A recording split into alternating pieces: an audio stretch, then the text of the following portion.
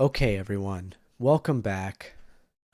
This is the last one of the jam entries. I kind of saved this one for last because I was going to try and see if I could figure out a way to finagle this.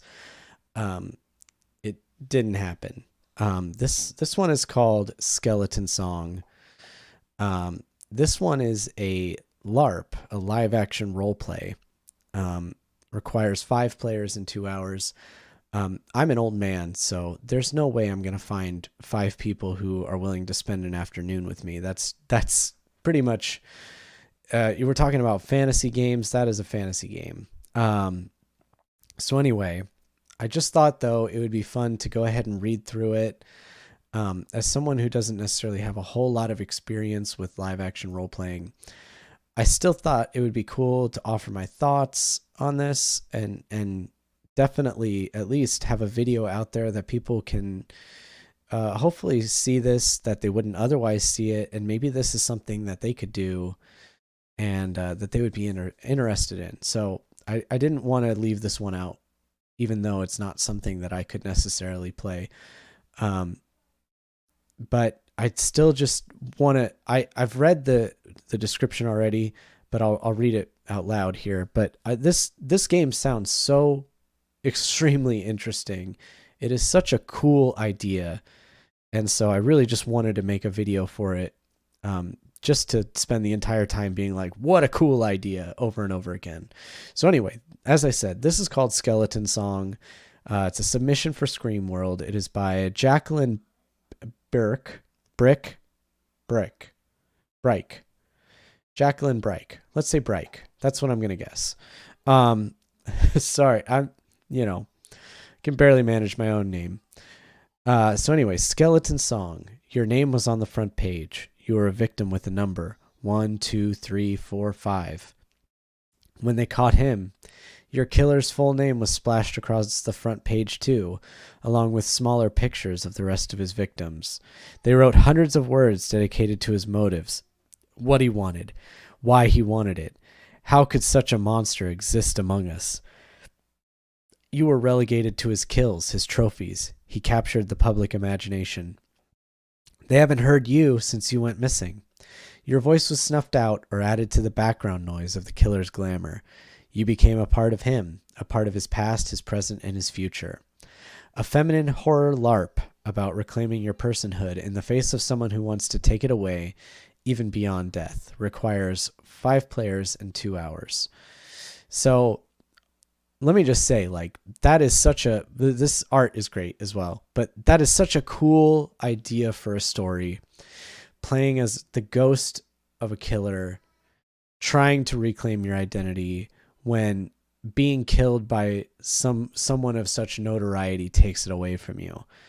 Very cool. So we got writing and design by Jacqueline Brike, layout and art by Mary Georgescu.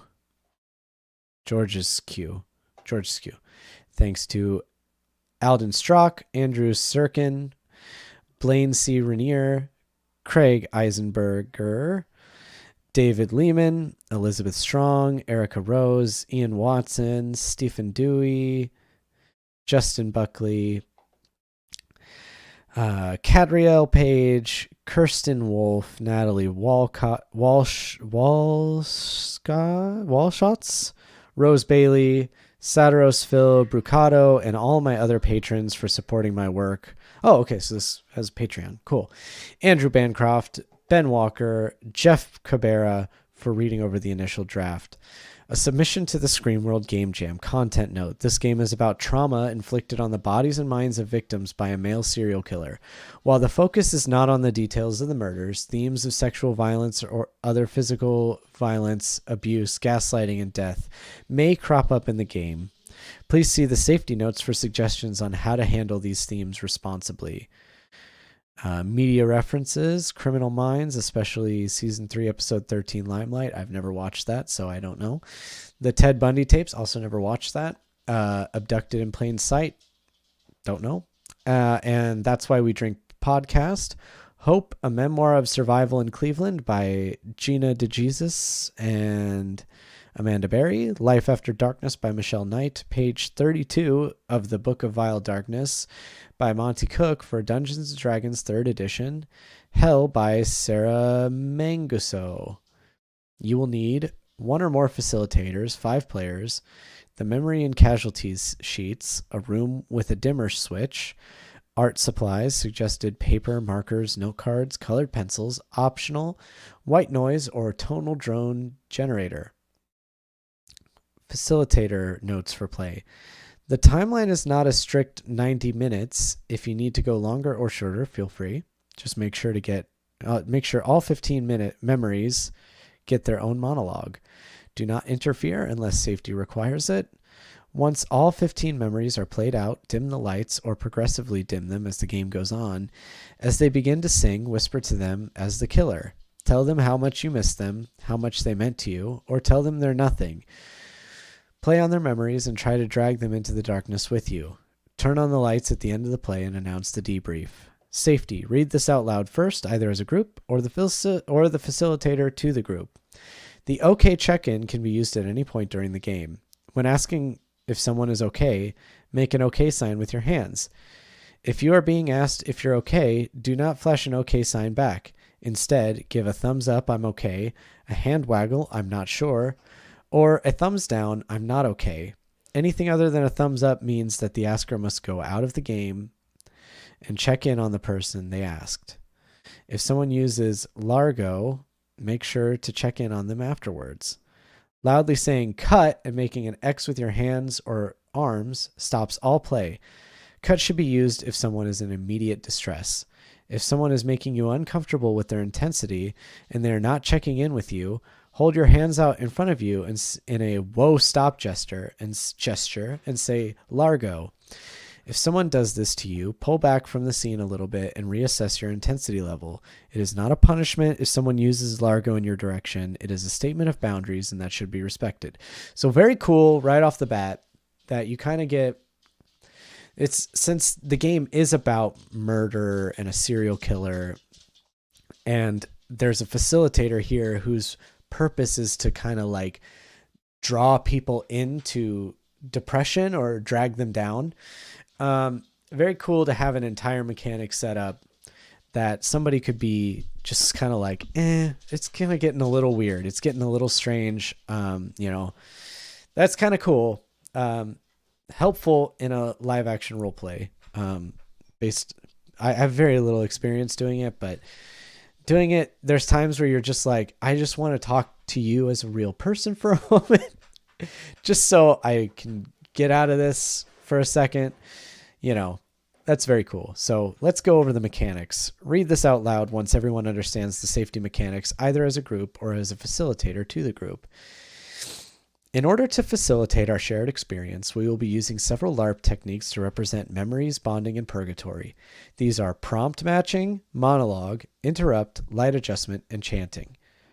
Prompt matching is selecting a prompt and applying it to your character. You will find 15 prompts on the table, 3 for each character, each asking questions about a memory. There is no right prompt for your character, merely the one that you feel is right. Once you select a prompt, say, I've found one, and hold it up in the air until everyone else quiets down. If someone else says, I've found one, you should be the one quieting down. Once everyone is quiet, read the prompt out loud, and then move to the monologue. A monologue is a common technique used to express a character's memories or inner thoughts. Once a character selects a prompt, they deliver a short monologue between 30 seconds and a minute, detailing the memory in the first person. It can be present or past tense. Players are encouraged to include sensory details and characters from their characters from their character's past, including other player characters. At any point during the monologue, another player character can interrupt the monologuing character, saying, "That's not what I remember," and providing a differing detail. If the monologuing character wishes to challenge the interruption, they say, "But were you there?" After the interrupter gives their details. If the interrupter wishes to push it, they can say yes. If not, they can say no and let the monologue continue.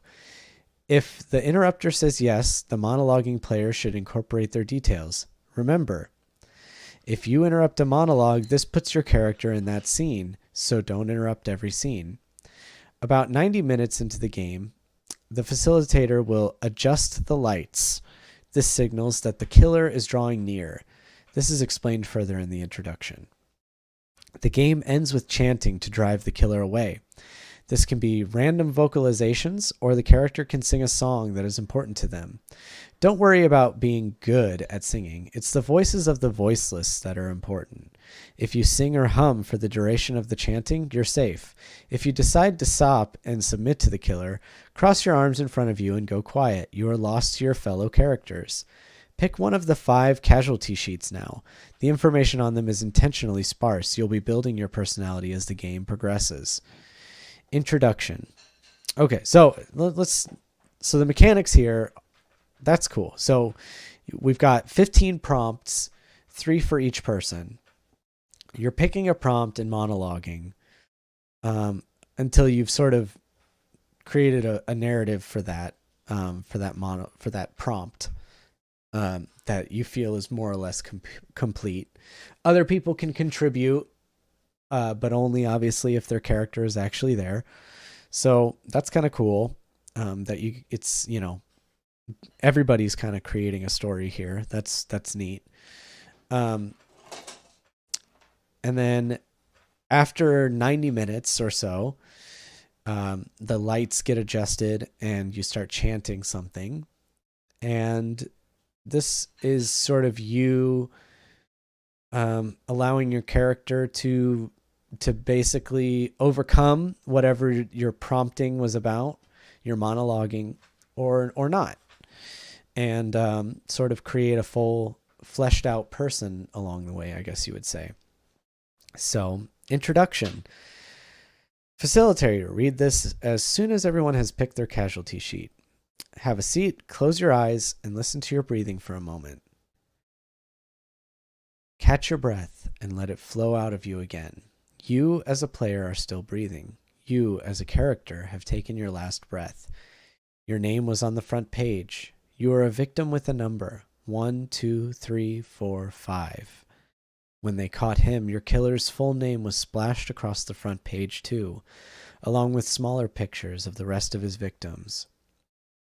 They wrote hundreds of words dedicated to his motives, what he wanted, why he wanted it. How could such a monster exist among us? You were relegated to his kills, his trophies. He captured the public imagination. I'm going to count to 3. When I reach 3, scream. They won't hear you, but it feels so good. 1, 2, 3. They haven't heard you since you went missing. Your voice was snuffed out or added to the background noise of the killer's glamour. You became a part of him, part of his past, his present, and his future. Even beyond death, he has you. You and the 4 other victims are trapped in this purgatory, this gray room, with each other. You have art supplies to pass the time, but you're waiting for something. You're waiting for him, and you all know it, in your voiceless, nameless way. Now your killer is dying. It doesn't matter how. This story isn't about him. It's about you. But who were you? Who are you? Your memories are scattered amongst your art supplies on the table. Relics from a time when being murdered wasn't your most notable accomplishment. Put them back together. Remember who you are, before he comes to your purgatory and claims you all for his eternal pleasure. Sing together when you remember, and your resurgent voices may protect you as he passes from one world to the next. Remember not to listen to him. You may open your eyes and begin play. So this touches on a very cool, well, not cool, but very interesting thing of how we handle the dead of a strange way. It's always this undercurrent of like true crime and serial killers, which is something I think we all get interested in. I know I do. I'm not like crazy about it. I used to be much more into it. But it's like you can always name, Ted Bundy, Jeffrey Dahmer, the Zodiac Killer, BTK. You can go on and name all these serial killers, and but you can never really remember all the names of the people who lost their lives to them. And especially when you think of how senseless it was what they did and all that, it's very sad that the senseless violence got them to be remembered, and being a victim of senseless violence leaves you to just be forgotten. It's very sad. And so this is such a cool concept for a role-playing experience, in that you're getting to be somebody that is it's like a blank canvas on which to be painted. And it's a painful canvas, I would say, to be painting on, and to be, it's very, very cool. I'm like in awe of this concept. I gotta be honest. Like, I really wish I could play this. I really wish I knew 4 other people or 3 other people to play this, because it is such a cool idea. So anyway, here's the debrief. Facilitator, read the following and allow enough time for players to answer questions. Close your eyes, take a deep breath in and out, in and out. He's gone now. You'll never have to worry about him again. Open your eyes. You're alive again and you're safe. Here in this room with us. There is no killer. We left him in his own world. Take a moment and ask the person next to you for a hug or a fist bump. Pause for affection. It's the first pause for affection I've ever seen. Now think, what's one thing you'd like to take with you from this game? What's one thing you'd like to leave behind? Pause for answers. What did you like about this experience? If anything inhibited the experience, what was it? Pause for answers. Thank you for playing Skeleton Song. Please remember to please take care of yourself and each other after this game. If you need to talk, I'll be around. So, cool debrief. It's you never know how certain themes and things like that are going to affect other people. I know when I'm writing, I always try to treat things as maturely as possible.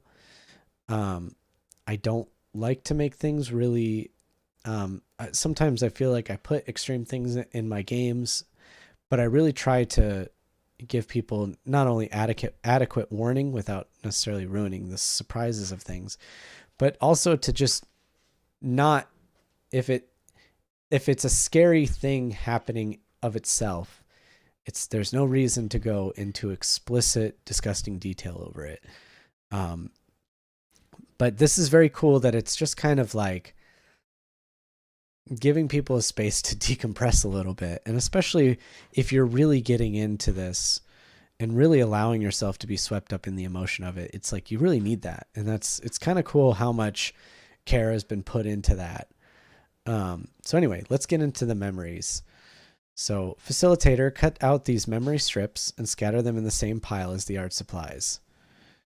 So these are the memories are like the prompts, if I recall.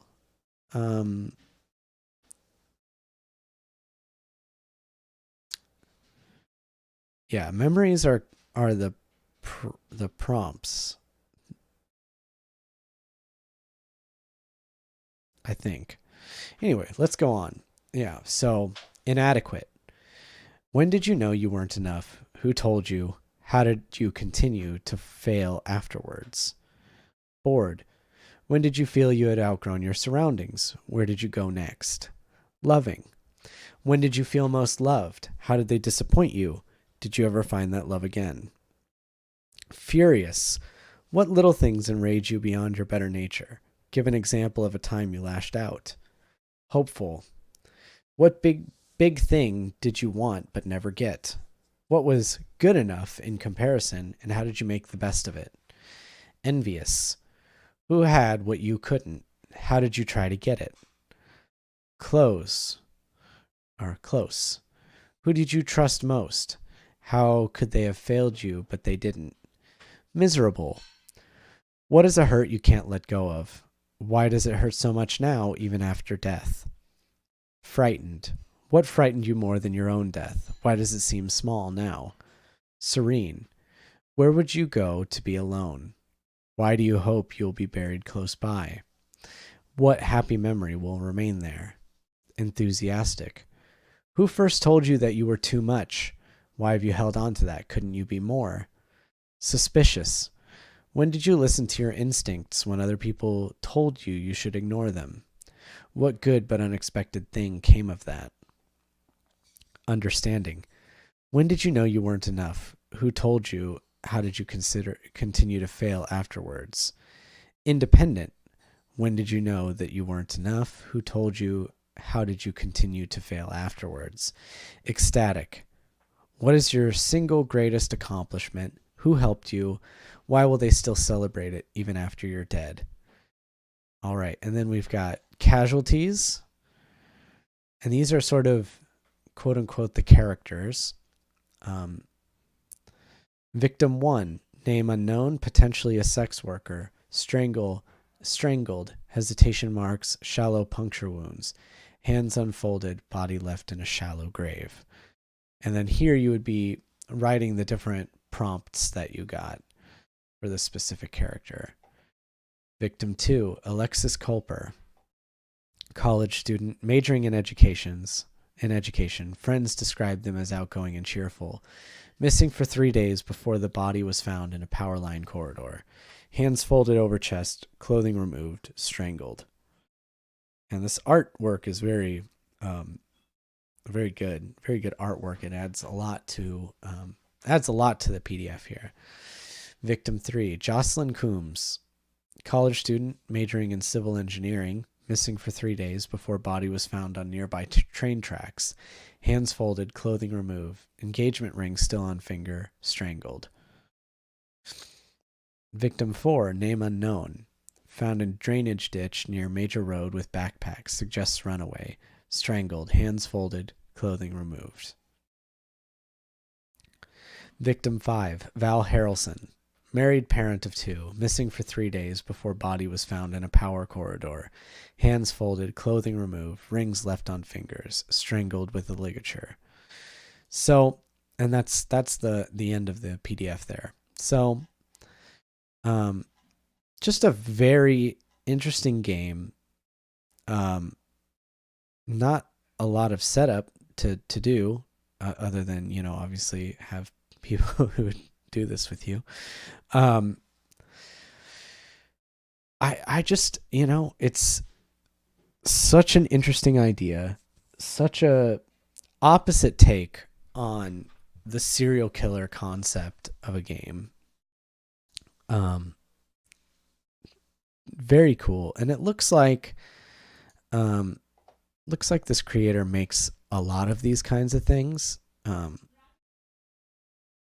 A game about, games about these sorts of things, like PDFs and stuff like that, like live action role playing kind of games. So I would definitely check them out.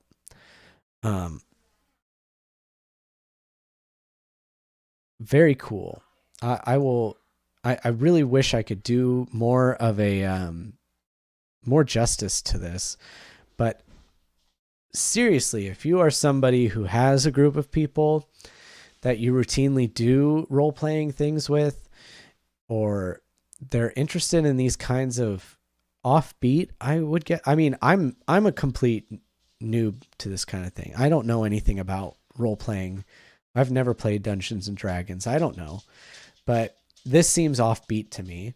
This seems different than this is a role-playing game. It's a story-making game. I don't know what you would call it. But if you have people who are into the role-playing aspect of something and like to create stories, I feel like you could get just a ton of interesting stories out of this.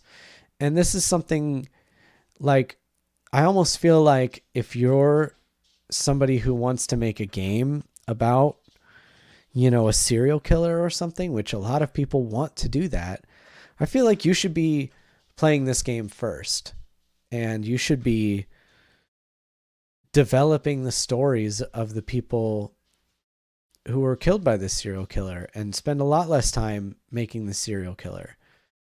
And, you know, this is going to teach you more about everything else. This is going to help you develop a story better than anything else. And so anyway, I just wanted to take the time to read through this and offer some thoughts on it, just because I do feel really bad that I'm not actually going to be able to play it. At least definitely not in time to do a proper rating on it.